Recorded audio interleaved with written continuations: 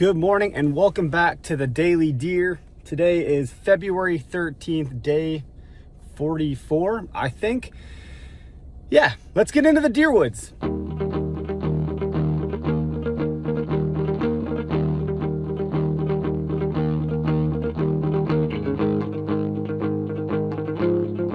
Today's quote, I don't know who it's from, but the quote, we may have even used it before, I can't remember.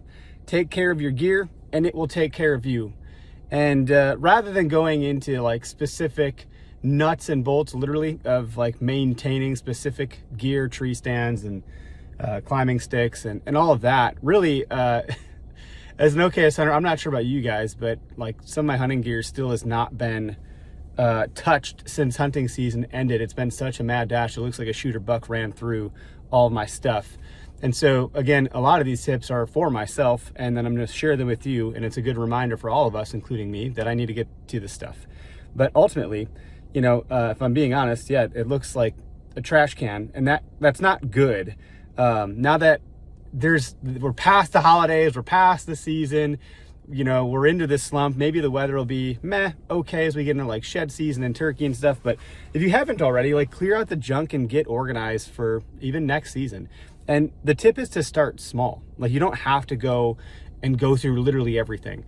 Even just clearing a space on a shelf in your garage or your basement and going through your hunting totes and your pack, getting rid of the socks you had from 3 or 4 years ago that you know are just not worth keeping, getting rid of stuff that, you know, is just, maybe it's a donation pile, maybe it's a repair pile, maybe it's I gotta buy a new one of these or get this stuff cleaned up or actually like take care of it.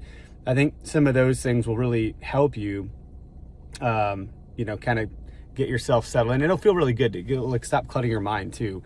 And really just kind of, I don't know, hunting's really unpredictable, I think, by and large, but what isn't is your gear. You should know where your gear is and how it works, ideally, and that will make you more efficient and be able to handle or be better positioned to handle any sort of unpredictability when you can rely on your stuff and know the status of it, where it's at, is it usable.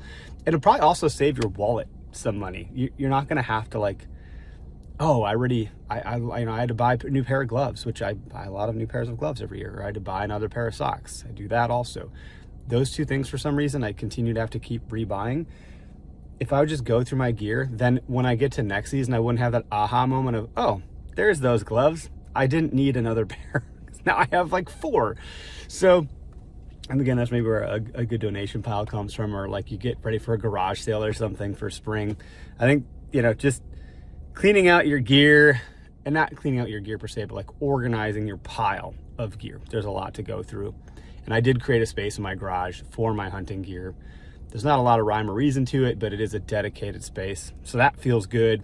Now I just got to go through and tidy it up and maybe give it a little bit more purpose insofar as like what lives on each shelf and all that stuff. But anyway, thanks for tuning in. Thanks for trekking into the deer woods. Have a great day.